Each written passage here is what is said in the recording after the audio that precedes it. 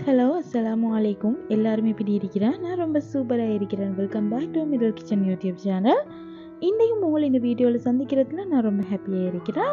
இன்றைக்கி இந்த வீடியோவில் நான் என்ன எடுத்துக்கொண்டு வந்திருக்கிறேன்டா, பர்ஃபெக்டான ஒரு ப்ரௌனி ரெசிபி தான். அதுவும் வீட்டிலேயே ஈஸியாக செஞ்சு கொள்ளக்கூடிய மாதிரி இருக்கிற ஒரு ப்ரௌனி ரெசிபி தான் எடுத்துக்கொண்டு வந்திருக்கிறேன். வாங்க நாங்கள் அதை பார்ப்போம்.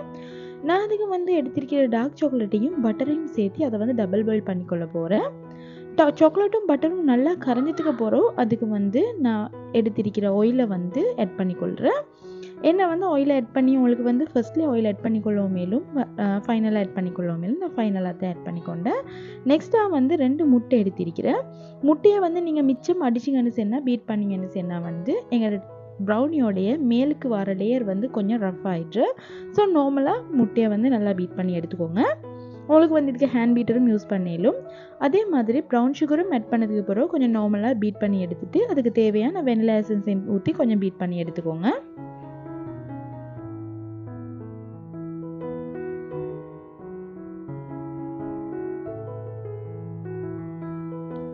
முட்டை எல்லாம் பீட் ஆனதுக்கு அப்புறம் அதுக்கு நான் எடுத்து வச்சிருக்கிறேன் எங்களோட கோதுமை மாவையும் சேர்த்து அதோட கொக்கோ பவுடரையும் சேர்த்து நல்லா மிக்ஸ் பண்ணிக்கோங்க.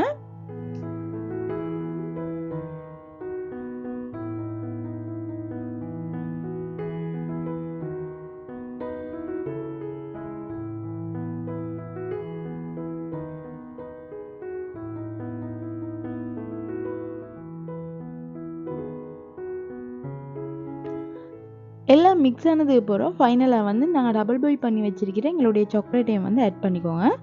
சாக்லேட் ஆட் பண்ணதுக்கு அப்புறம் விஸ்க் யூஸ் பண்ணவான ஸ்பெக்சுலா வச்சு நல்லா ஃபோல்ட் பண்ணி எடுத்துக்கோங்க.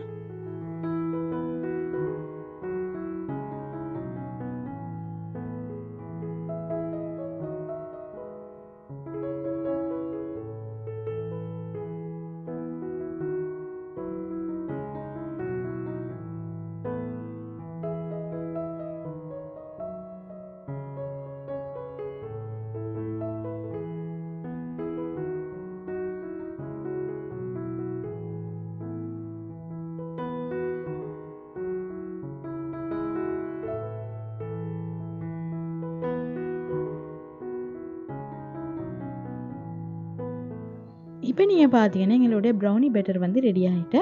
இதை ஒரு பேக்கிங் ட்ரேயில் ஆயில் ஸ்ப்ரெட் பண்ணிவிட்டு அதுக்கு என்னோடய ப்ரௌனி பேட்டரை சேர்த்திடுவேன். ஆல்ரெடி 10 மினிட்ஸ் வரைக்கும் ப்ரீஹீட் பண்ணி அவனில் தான் நான் ப்ரௌனியை பேக் பண்ணிக்கொள்ள போகிறேன். 180 டிகிரிஸில் சரியாக 20 நிமிஷம் வரைக்கும் பேக் பண்ணி எடுத்துக்கோங்க.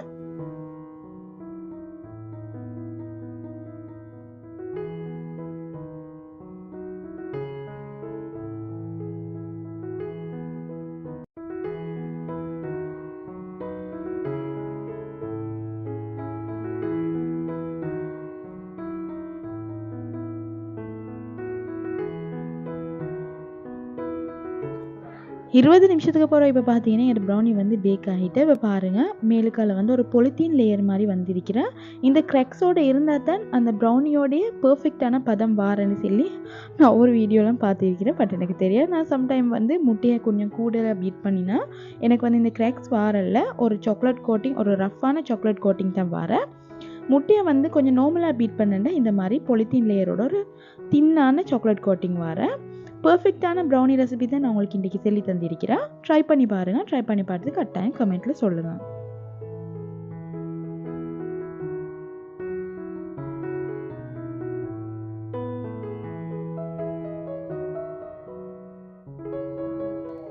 கட் பண்ணதுக்கு அப்புறம் இப்போ ப்ரௌனியை பார்த்தீங்கன்னா உள்ளுக்கால நல்லா ஃபஜ்ஜியாகவே இருந்தால், அதே மாதிரி டார்க்கான கலராகவும் இருந்தேன்.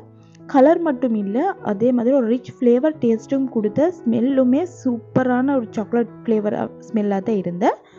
நான் நினைக்கிறேன் இந்த வீடியோ அங்கே எல்லாத்துக்குமே பிடிச்சிருக்குமெண்டு. பிடிச்சிருந்தா லைக் பண்ணுங்கள். அதே மாதிரி இன்னும் ஒரு வீடியோவில் சந்திக்கும் வரைக்கும் எல்லாரும் ஹாப்பியாக இருங்க, சேஃபாக இருங்க. Bye bye, take care.